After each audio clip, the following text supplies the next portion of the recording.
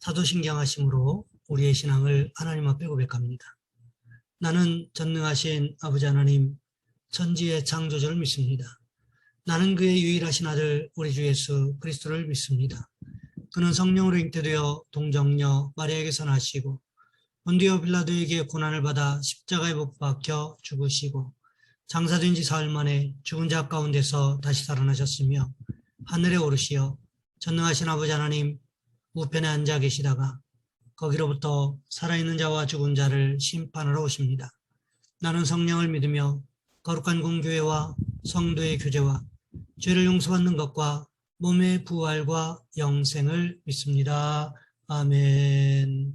찬송가 250장입니다.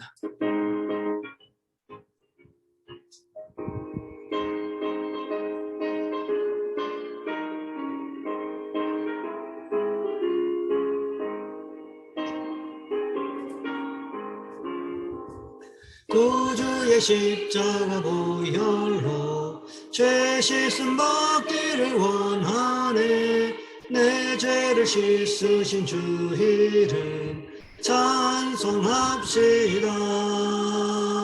찬송합시다. 찬송합시다. 내 죄를 씻으신 주 이름 찬송합시다. 죄악을 속하여 주신 주 내 속에 들어와 계시네. 십자가 앞에서 주 이름 찬송합시다. 찬송합시다. 찬송합시다. 내 죄를 씻으신 주 이름 찬송합시다.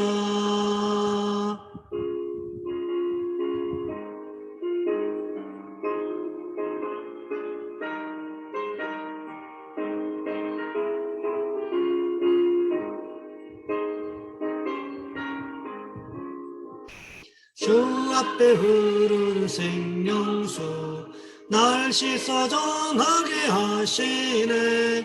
내 기쁨 정성을 다하여 찬송합시다. 찬송합시다. 찬송합시다. 내 죄를 씻으신 주 이름 찬송합시다. 내 주께 회개한 영혼은 생명수 가운데 젖었네. 흠없고 순전한 주 이름 찬송합시다. 찬송합시다. 찬송합시다. 내 죄를 씻으신 주 이름 찬송합시다.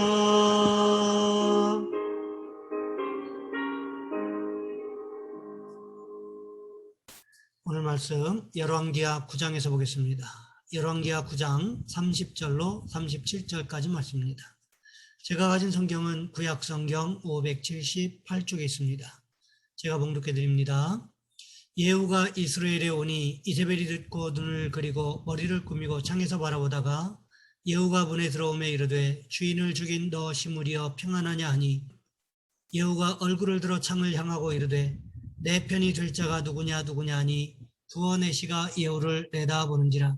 이르되 그를 내려 던지라 하니 내려 던짐에 그의 피가 담과 말에게 튀더라. 예후가 그의 시체를 밟으니라. 예후가 들어가서 먹고 마시고 이르되 가서 이 저주받은 여자를 찾아 장사하라. 그는 왕의 딸이니라 하매 가서 장사하려 한즉 그 두골과 발과 그의 손 외에는 찾지 못한지라. 돌아와서 전하니 예후가 이르되 이는 여호와께서 그종 디셉 사람 엘리야를 통하여 말씀하신 바라. 이르시기를 이스라엘 토지에서 개들이 이세벨의 살을 먹을지라. 그 시체가 이스라엘 토지에서 거름같이 밭에 있으리니 이것이 이세벨이라고 가리켜 말하지 못하게 되리라 하셨느니라 하였더라. 아멘. 오늘 본문의 말씀을 가지고 이세벨에 대한 심판이라는 제목으로 함께 말씀을 살펴보겠습니다. 2005년 미국 플로리다주 마이애미 롱비치 법정에서 있었던 실화입니다. 남편 없이 홀로 두 아들을 키우며 교회를 잘 섬기면서 살아가는 한 중년의 여인이 있었습니다. 어느 날 아들 형제가 동네 뒷산에서 전쟁놀이를 하고 있었습니다. 그때 그 지역의 유력 인사가 말을 타고 그곳을 산책하다가 하필이면 형제가 가지고 놀던 죽창에 유력 인사가 타고 있던 말에 눈이 찔렸습니다. 그러자 깜짝 놀란 말이 펄쩍 뛰는 바람에 말과 유력 인사가 비탈진 산의 절벽에 함께 떨어져 죽었습니다. 말에서 떨어져 죽은 사람도 문제려니와 죽은 말도 1000만 불이 넘는 세계적으로 몇 마리 안 되는 명마였기에 두 아들은 재판을 받게 되었습니다. 판사가 형제에게 누구의 죽창이 말에 눈을 찔렀느냐고 묻습니다. 두 형제는 서로 자기가 던진 죽창이 말에 눈을 찔렀다고 주장했습니다.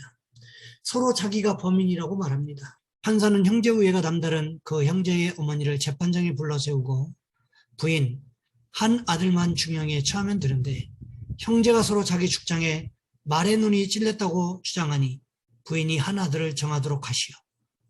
한참 침묵이 흘렀습니다. 부인이 잊고 말합니다. 작은 아들을 중형에 처해 주십시오. 판사가 묻습니다. 왜 작은 아들입니까?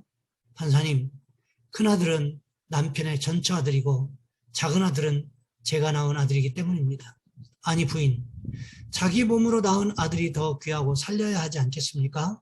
판사님, 말씀이 맞습니다. 제 몸으로 낳은 아들이 더 귀합니다. 그러나 저는 그리스도인이고 하나님의 자녀로서 나의 삶은 오직 하나님의 영광을 위해 사는 삶입니다. 그런데 제가 큰아들을 벌받게 한다면 하나님께 영광이 되지 않기 때문입니다. 장례가 숙연해지고 쥐 죽은 듯 고요 속에 파묻혀 있을 때 방청객들은 물론 부인의 말에 큰 감동을 받은 판사가 근엄한 음성으로 판결문을 낭독합니다. 내가 판사의 권한으로 두 아들을 무죄로 석방한다. 두 아들을 살려낸 어머니의 지혜는 하나님의 말씀에 입각한 숭고한 신앙심의 발로였습니다. 두 아들도 또 그 어머니도 미국 사회를 아름답게 선도할 모범적 신앙 가족이었습니다. 분명한 것은 심판의 때에도 하나님 앞에 돌이킬 기회가 있다는 것입니다. 돌이킬 수 있는 기회가 주어졌을 때 돌이키게 되면 심판을 받지 않지만 돌이키지 않고 끝까지 고집을 피우면 결국 심판을 받을 수밖에 없게 된다는 거지요. 아합의 집안이 그러했고 오늘 본문의 이세벨 왕비가 그러했다는 것입니다. 예후가 드디어 이스라엘 성에 들어왔습니다. 그때 이세벨 왕비가 한 말, 시므리여 평안하냐, 거짓 평안을 이야기하고 있다는 거지요. 그때 예후가 무슨 말을 합니까? 오늘 본문 32절과 33절 상반절 말씀해 보시면 이렇게 기록하고 있습니다. 예후가 얼굴을 들어 창을 향하고 이르되 내 편이 될 자가 누구냐 하니 두어 내시가 예후를 내다 보는지라. 이르되 그를 내려 던지라. 예후가 외쳤습니다. 내 편이 될 자가 누구냐.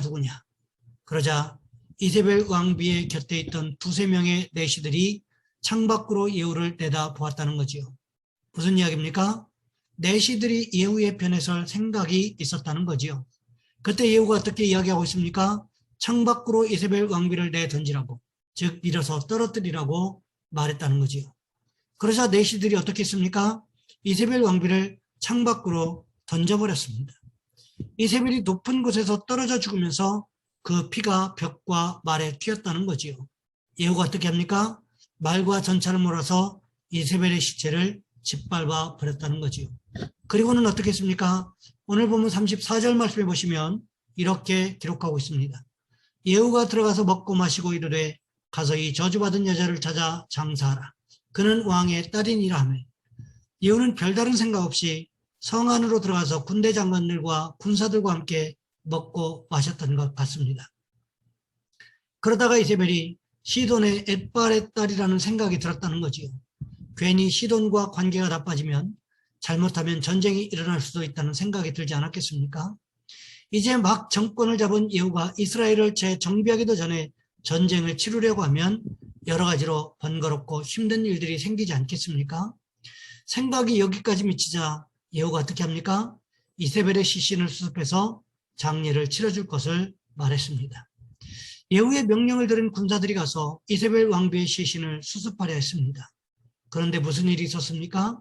오늘 본문 35절 말씀해 보시면 이렇게 기록하고 있습니다.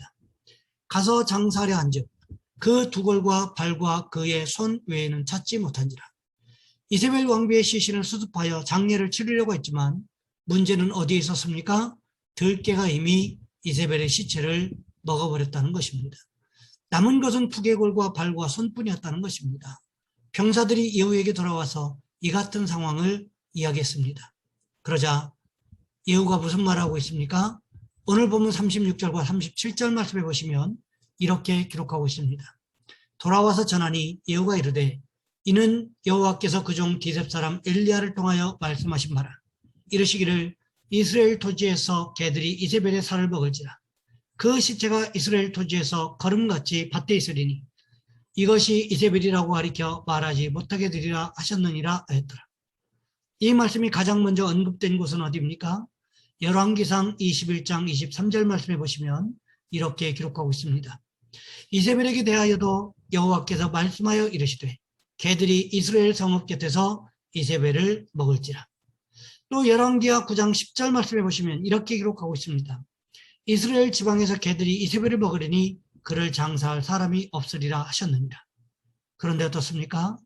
예후의 명령에 내시들이 이세벨의 시체를 궁에서 창문으로 내던져 죽였다는 거지요.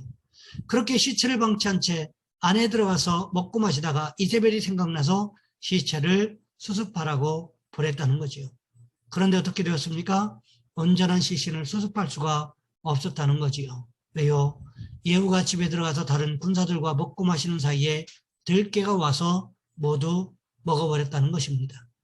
결국 이것은 무엇을 의미하는 것일까요? 하나님의 심판의 말씀이 이세벨에게 그대로 이루어졌음을 말씀하고 있다는 것입니다. 성경을 살펴보시면 종종 하나님께서 심판을 경고하시는 말씀들이 나옵니다. 그런데 이스라엘 백성들이 하나님께서 경고하신 말씀들을 무시하지요. 그러다 결국 어떻게 됩니까? 경고하신 말씀대로 심판을 받게 되는 경우들이 여전히 있더라는 것입니다. 그렇다면 오늘 본문의 말씀을 생각해 보시기 바랍니다. 이세벨에게 이 말씀이 전해지지 않았습니까? 그렇지 않습니다. 열왕기상 21장에 보시면 아합의 집안에 대한 심판과 이세벨 왕비에 대한 심판이 엘리야 선지자를 통하여 아합에게 전해졌다는 것입니다. 그렇다면 이세벨에게 심판의 말씀이 전해진 것은 당연하지 않았겠습니까? 그럼에도 불구하고 이세벨은 하나님의 경고의 말씀을 무시했다는 거지요. 그래서 이렇게 큰 심판을 받게 된 것을 성경은 기록하고 있다는 것입니다. 그러니 우리는 어떻게 할까요? 하나님 앞에 겸손한 모습으로 또 우리의 죄에 대하여 가슴을 치고 회개하는 모습으로 살아가는 축복이 있으시기를 주님의 이름으로 부탁을 드립니다. 이 시간 우리 한 목소리로 함께 기도하겠습니다. 하나님, 우리가 우리의 죄에 대하여 가슴을 치고 회개하고 통곡하는 모습 있게 도와주옵소서. 그래서 하나님 앞에 겸손한 모습으로 살아가게 도와주옵소서. 또한 기도하실 것은 기저질환으로 인하여 고생하는 우리 성도들을 위해서, 우리 성도님들의 건강을 위해서 이 시간 우리 주여 한번 간절히 부르신 후에 한 목소리 함께 기도합니다. 주여, 사랑의 하나님, 우리를 도와주시기를 원합니다.